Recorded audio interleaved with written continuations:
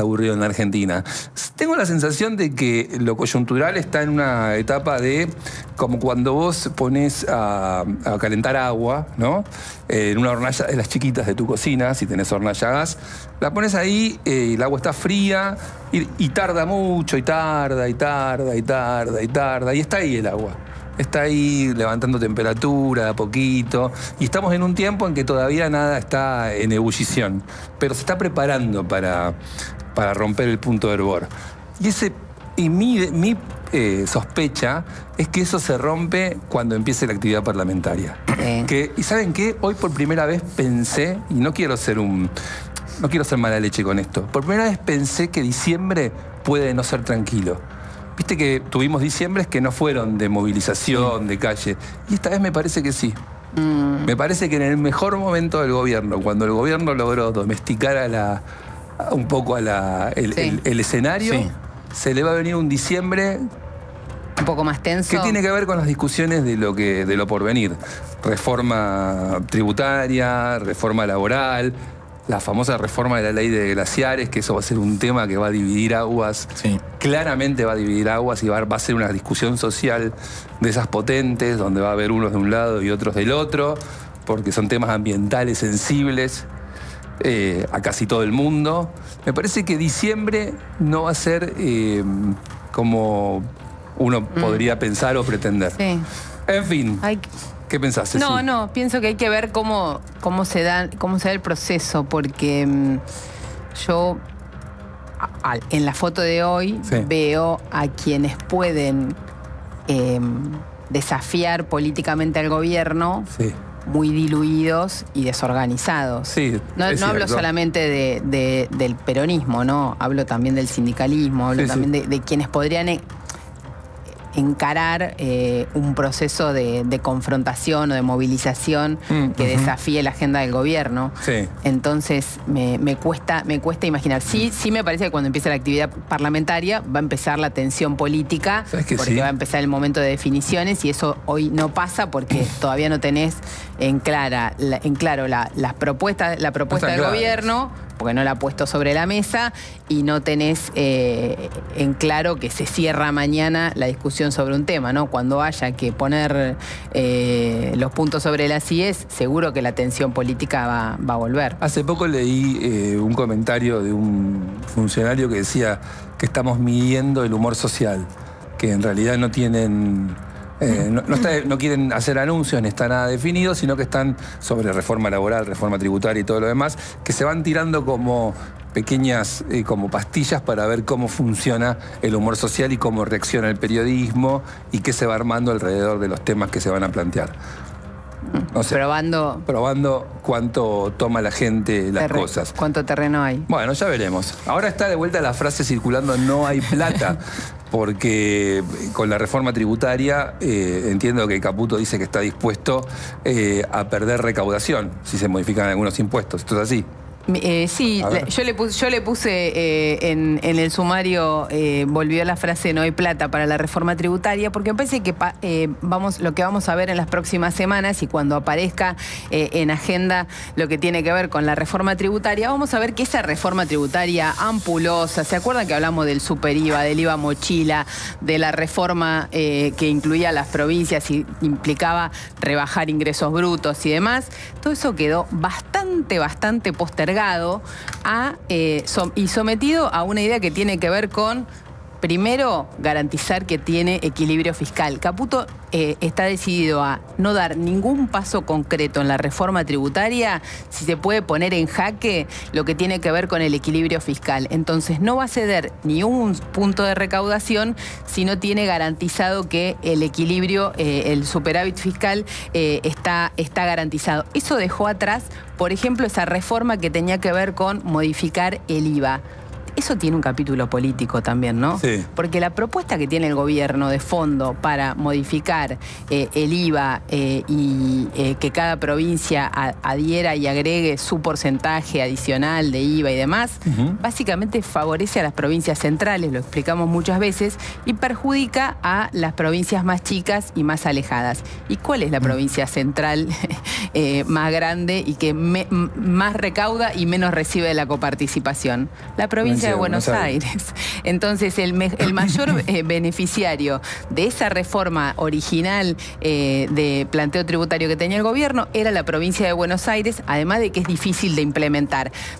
¿Qué dice Caputo en estos días? Que lo que tiene que ver con la reforma tributaria está concentrado en el capítulo laboral. ¿Qué es lo que está ahí dando vuelta? Bueno, incentivar la formalización laboral. Dice, por un lado, una de las cosas que va a tener el capítulo tributario vinculado a la reforma laboral es transparentar lo que tiene que ver con aportes personales y aportes patronales.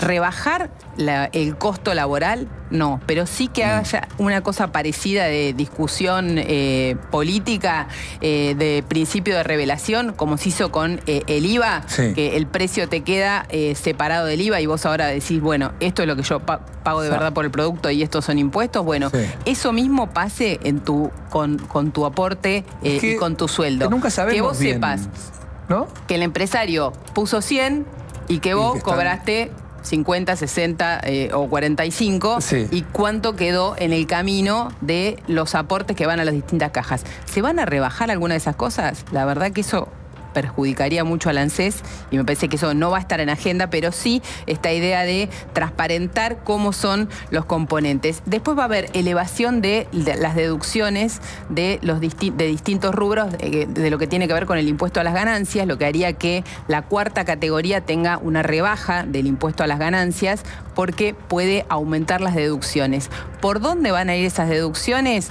Por mucho con lo que tenga que ver con el mercado de capitales, con el ahorro de largo plazo, con que vos inviertas en un seguro de vida, que inviertas en un seguro de retiro, que vaya plata a ese mundo que es el que después termina financiando crédito de largo plazo para empresas, para hipotecas, para vivienda o para lo que sea, por ese lado. Y la otra de las cosas que está dando vueltas son, en pequeñas categorías son, por ejemplo, la ampliación o la eliminación de los topes para declarar el servicio doméstico. Vos hoy podés declarar para deducir de ganancias solamente una empleada doméstica. Si vos tenés alguien que va a limpiar a tu casa y una niñera, podés declarar una sola para deducirla del impuesto a las ganancias. Para deducirlo del impuesto a las ganancias. Bueno, que ese tipo de límites se eliminen con la idea de que eso podría incentivar a un mayor blanqueo. Después en carpeta hay otras cosas como rebajar, la idea de que se podría rebajar algún punto del IVA como señal política muy masiva, aunque tenga poco impacto en la recaudación, de la mano de eliminar exenciones, pero ahí va a haber una discusión política y demás, porque le vas a subir el IVA a la leche, bueno, si se lo vas a bajar a todos los productos, quizá no está mal subirle el IVA a la leche, pero va a tener que dar una discusión política el gobierno en ese sentido. Se armó mucho lío con el tema IVA y monotributo. Bueno, y el monotributo también, el monotributo también es un tema, pero yo creo que no va a entrar en una primera etapa, básicamente porque el monotributo es un problema. El aportante del monotributo aporta muy poco y después le tenés que pagar una jubilación como a alguien que aportó mucho más. Igual, ahora, es muy difícil no modificar eso sin tener un conflicto social, porque hay mucha gente que está en blanco solamente a partir de ese sistema.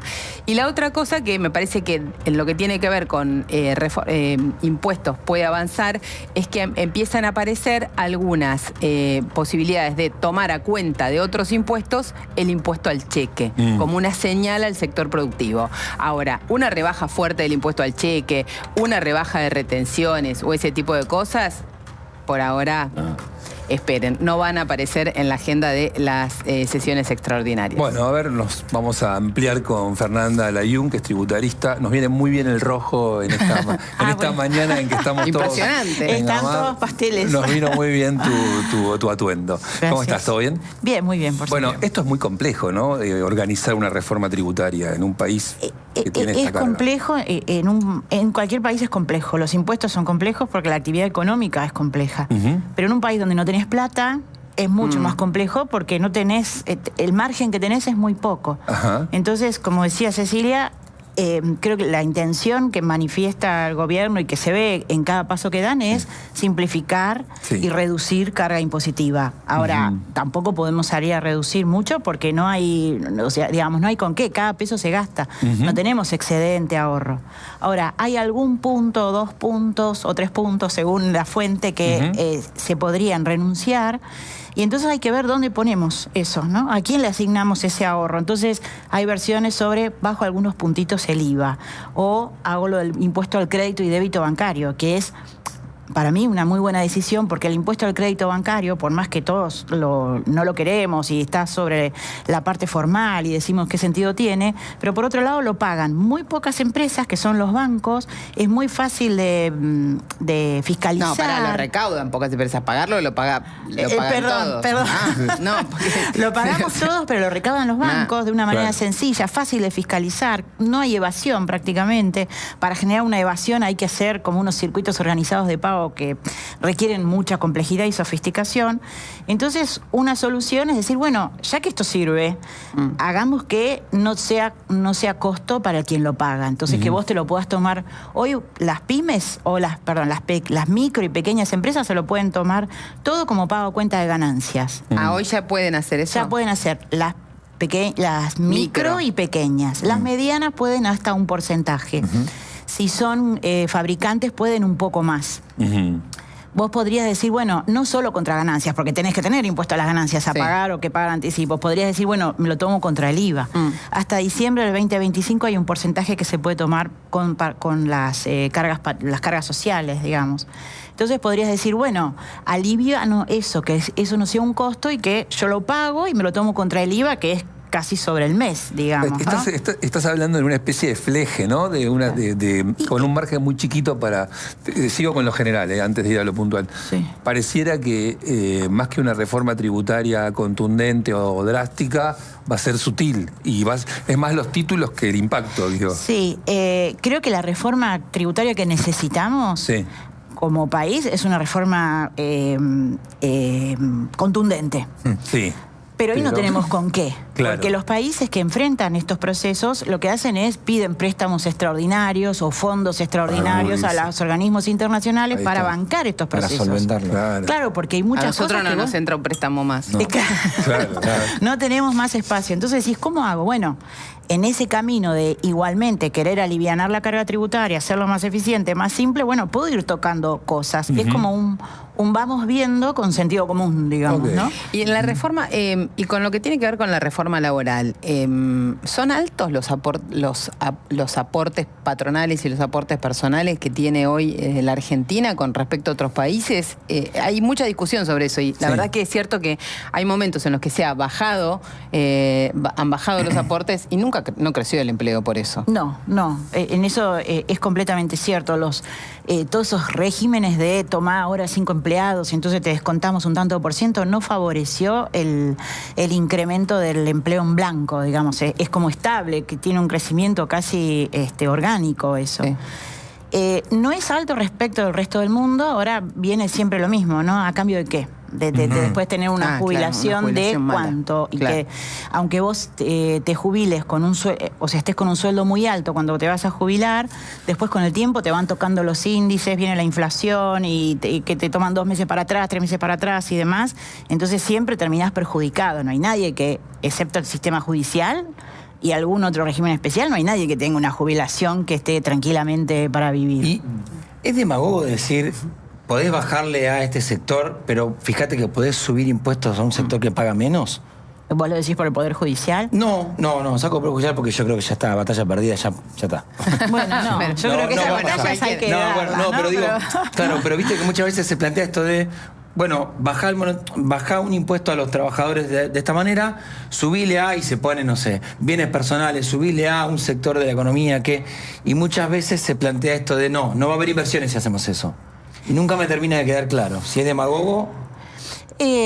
Pretender bajar impuestos, si la cosa funciona, me parece que siempre es positivo porque eso favorece la inversión. Ahora, cuando vos empezás a tocar a uno en favor de otros, creo que la cosa tiene, el principio de los impuestos es que sean equitativos y que sean justos. Entonces, si vos tenés más capacidad de aporte, tenés que pagar más.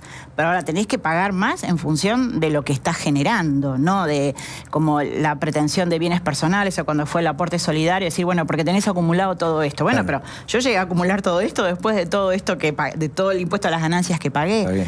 Entonces, un sistema eficiente lo que debe pretender es gravar lo que se genera, gravar en función de la capacidad, por eso ganancias tiene siempre una escala, que sea una escala real, porque hoy en realidad cualquiera que gana más algo significativo, digamos, todos pagan ya el 35%. Para un empleado es muy fácil llegar a la tasa del 35%, entonces tendrías que tener escalas reales que generen este principio que vos decís, gano más, pago más, y todos esas cosas especiales terminan perjudicando el equilibrio del sistema o la justicia del sistema. Y lo que vos decías de las cargas, digo, las cargas no son altas, pero después cuando vos empezás a mirar un recibo de sueldo, concretamente decís... Inentendible, cosa inentendible, un recibo de sueldo. Incomprensible. Ningún empleado sabe cuánto pone el empleador para que a él al bolsillo le llegue lo que llega. En general, un empleador puede ponerle 100 pesos y al empleado le van a llegar 50, 45, si paga impuesto a las ganancias, más las cargas sociales, porque hay una parte que pone el empleado, pero hay otra parte que pone el empleador. Entonces, cuando vos empezás a sumar todo eso, hay una enorme distorsión. Y por eso entiendo que hay un plan como de eso que vos habías puesto en la placa, de transparentar. ¿Y qué significa transparentar? Hacerlo más a la usanza, como se hace por ahí en Europa o en Estados Unidos, es decir, donde vos con el empleado negociás tu sueldo anual o mensual. Ponele, decís, bueno, sueldo mensual es 1 millón. Y después vos te das vuelta y vas a decir, 1 millón, y mirá todo lo que me sacaron para la parte de aportes jubilatorios y todo lo que me sacaron del impuesto a las ganancias. Vos discutís el bruto, decís, en Estados Unidos o en Europa. En Estados Unidos vos discutís el bruto. Y después los impuestos son tu problema. Al empleador no le interesan. Después hay un sistema que lo hace mi hermano, que es que en Dinamarca lo hace mi hermano, que es que a él le pagan una totalidad y él decide cuánto va a aportar de eso que le pagan. Él toma el volumen total de lo que le pagan, el bruto, 3.000 euros. Y después él tiene un acuerdo con el Estado, con el fisco, donde dice, bueno, de esos 3.000 euros yo voy a devolver el 13, el 20 o el 25. Son escalas. Él elige. Y él elige. Y después tiene la plata en su poder él. Y esa elección... hay gente que no lo hace y apuesta, mirá lo que hace, cómo son las sociedades, ¿no? Pues hay gente que no lo hace y por ahí se queda con la plata apostando a que lo va a devolver a fin de año. O sea, ¿entendés? A lo largo del año. Y muchos van a la... administrás vos tu plata. Claro, sí, lo que pasa si sos desordenado es un problema. No, espera. No, si sos desordenado es tu consecuencia. Lo que pasa, me parece que el problema en Argentina es que todos los desordenados después o van a la justicia o van a una movilización a la plaza y se le da el servicio. Nosotros tenemos como sistemas paternalistas para todo, esto de que hay que protegerlo y demás, y en el fondo, en definitiva, después no es paternalista el día que te jubilás y te la tenés que arreglar solo con una jubilación que no te alcanza para nada o con un sistema de salud que no funciona. Un obrero de una... Exacto. Pero ahí el sistema termina siendo injusto porque yo hice todos los deberes y igual la jubilación no me va a alcanzar para nada. Claro, por eso digo, es paternalista hasta el día que te jubilás y ahí estás librado a la buena de Dios, digamos, ¿no? Tengo una sensación, pero no sé si es un prejuicio, decime vos, de que como la recaudación baja porque se tenés cada vez más economía en negro y la gente paga menos impuestos, se van y el fisco necesita recaudar. Se crean impuestos nuevos quizás a los mismos, o sea, se sigue grabando sobre el mismo sector que paga impuestos. Sí, entonces al final tenés un porcentaje de la sociedad súper acuciado por los impuestos y que termina llevando a que inclusive esos que pagaban dejen de pagar, porque al final, bueno, lo dijo el presidente, ¿no? Los héroes que evitan el pago de impuestos. Bueno, no sé, eso de héroes, no sé si... Bueno, lo dijo, pero no sé si... así como diciendo, bueno, hay tanta presión tributaria sobre los mismos de siempre que al final tenés que ponerte creativo para tratar de evitarlo. Mira, y en ese grupo los más perjudicados de todos son los empleados en relación de dependencia en blanco. Obviamente. No pueden escapar. Porque no se pueden escapar, ahí a esos el impuesto se los hace pagar porque corresponde, digamos. El empleador le saca y son los únicos que pagan por el 100% de sus ingresos, porque si no, el que es monotributista primero se inscribe en la categoría que más o menos le parece y después elige facturar, no facturar. Los autónomos, bueno, hay márgenes de acción, las empresas también más grandes pueden tener algunas sofisticaciones, esto digo sin evadir, ¿no? Pero el empleado en relación de dependencia es casi como que está con la cabeza en la guillotina, digamos, no tiene salida, y por eso buscan aliviarle un poco la carga con estas medidas de ampliar las... Fernanda, para cerrar, porque nos entró una nota, Sí. tu expectativa es que va a haber una reforma en la medida de lo posible, pero me quedo con esa idea. Sí, como que van a haber toques con el objetivo de simplificar y de reducir, no grandes cosas. Perfecto, muchas gracias. Insisto placer. que el rojo nos vino muy bien para levantar la mañana. Vamos con el tema...